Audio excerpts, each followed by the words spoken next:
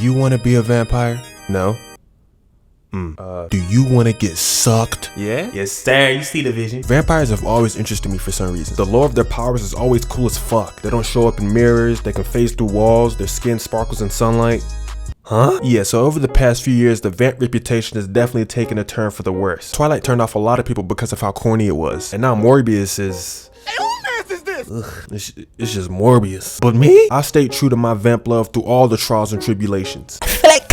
I knew that the world just needed another good representation of vampires, and it looks like we're finally getting one. I hadn't heard of Call of the Night until I saw the first trailer, but oh my god, this shit could be locked in off rip. No, not because of the sexy vampire lady. No. It's not because I want to get sucked. No, that's not it. This shit genuinely looks amazing, and it's clearly got some budget behind it, I thought. So I decided it was time to hop into the manga. Now I knew I recognized that art from the trailer, and to my surprise, Call of the Night is a work from Kotoyama, the author of the author of Dogashi Kashi. I can never get into the show myself when I tried to watch it however many years ago, but I always loved the art style and character design, especially of the main girl. I don't know much about the show, but I know about her, if you get what I'm getting. Yeah.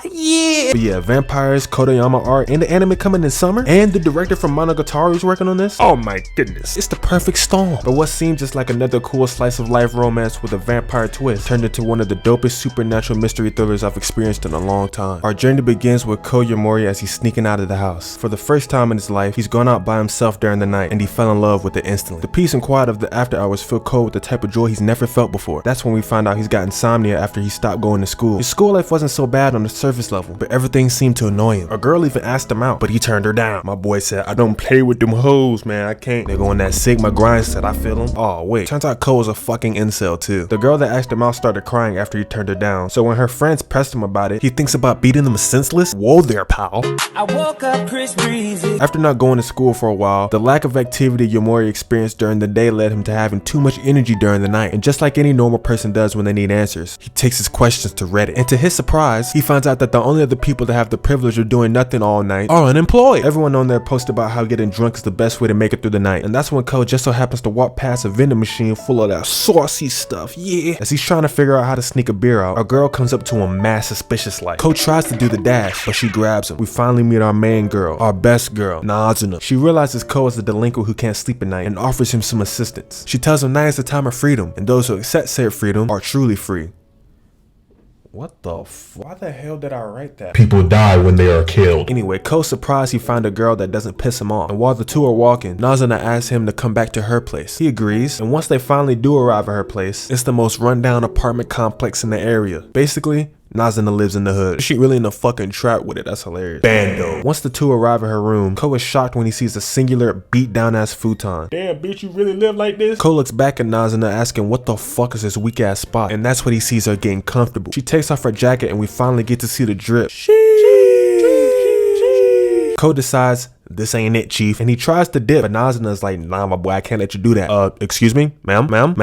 She says she doesn't want to do anything, nothing but sleep. Ko concedes and lies down, but as this is his first time being so close to a girl, the last thing on his mind is going to sleep. He then activates his trap card, his secret technique, pretending to fall asleep. Nazuna checks to see if he's faking or not, but in the end, she doesn't care. She can't hold back. With her fangs in full view, she proceeds to give Ko the suck. Yeah, turns out she's a vampire. This goes on as a classic will they won't they situation with some good variations in between, of course. But without spoiling, let me just say this, man. Shit hits the fan. The least spoiler way I can explain this is Nazuna may or may not be the only vampire in this world. And just because the first supernatural being Ko talked to was nice, doesn't mean they all are. Ko is still very young, and the story does a good job of reminding you of this. He's headstrong and thinks he knows everything, but many beings in this world find that highly annoying. Yeah, man, I'm gonna just say it. This manga is fantastic. It's very common for stories to attempt to change the overall tone or genre halfway through, but it's not very common for that move to be successful. Call of the Night manages to pull this off brilliantly. The first 40 or so chapters serve as world building to deepen your immersion, only to flip everything on its head and make you just as tense as our main character. I think the best part about the tone shift is how it doesn't come out of nowhere. It doesn't feel like some random ass pull, you know? Once you sit down and think about it, you realize just how many breadcrumbs have been left since the beginning of the story. It doesn't only hit you with a new plot point to completely change everything, it also takes everything we've learned so far and makes us think, what if you thought about this another way? And I don't know, man, something about that is so cool to me. When you have all that in mind, going back to the beginning of the story doesn't feel nearly as camp or nonchalant as it seems in your first read. That's not to say that all those original aspects are gone, however. If you like the first few chapters, you're definitely going to continue to like it. We still have our funny haha comedic sections to balance out with the dark dark, dangerous mystery, and both of these together work surprisingly well. The overall atmosphere of the world is what helps the manga really make everything into a beautiful concoction, mixed with a little chemical X. Quick side note, but why the fuck was this nigga trying to make the perfect little girl? Did no one at Cartoon Network think, hey my boy,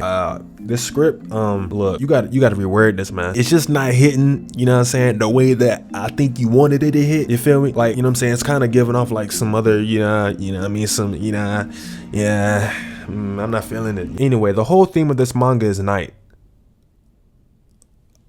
Obviously, but it's very symbolic at times as well. As a night owl myself, I find myself relating to Ko most of the time throughout the story. The night can be anything you want it to be. A bender out in the town with the boys having a good time, a casual calming stroll to clear your head, or a jungle for all the craziest, most dangerous menaces to society to do what they couldn't during the daytime. Call of the Night understands perfectly that the nighttime has many faces, and is not at all scared to show them to us. But just like any good story, the characters in this series do a good job of holding their weight and moving the plot forward. Nazuna is peak waifu material. Her and Ko are just a really good duo. Nazuna plays the idiot and he stays the straight man. The dynamic is one of the most funny I've read in a while, honestly. Nazuna is an irresponsible, unemployed person, but as the story goes on, we get to understand her more and more.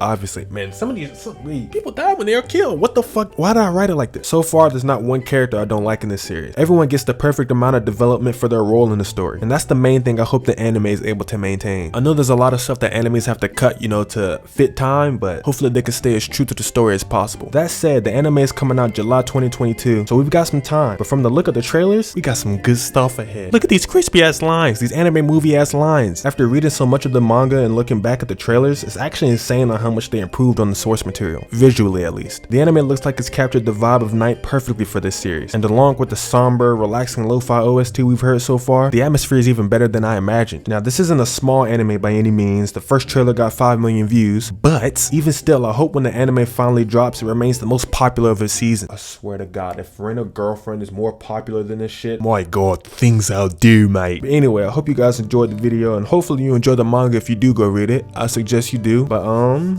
yeah, fuck with me on Twitter, fuck with me on goddamn TikTok, you know what I'm saying, the clock out. I know most of y'all probably came from there anyway. If you did, I appreciate you. I'll fuck with you, you know what I'm saying. I ain't gonna talk about our circumstances, you know what I'm saying, but you know, if you subbed, you know what I'm saying, I appreciate you for real. But yeah, that's gonna be all for me tonight. Bye.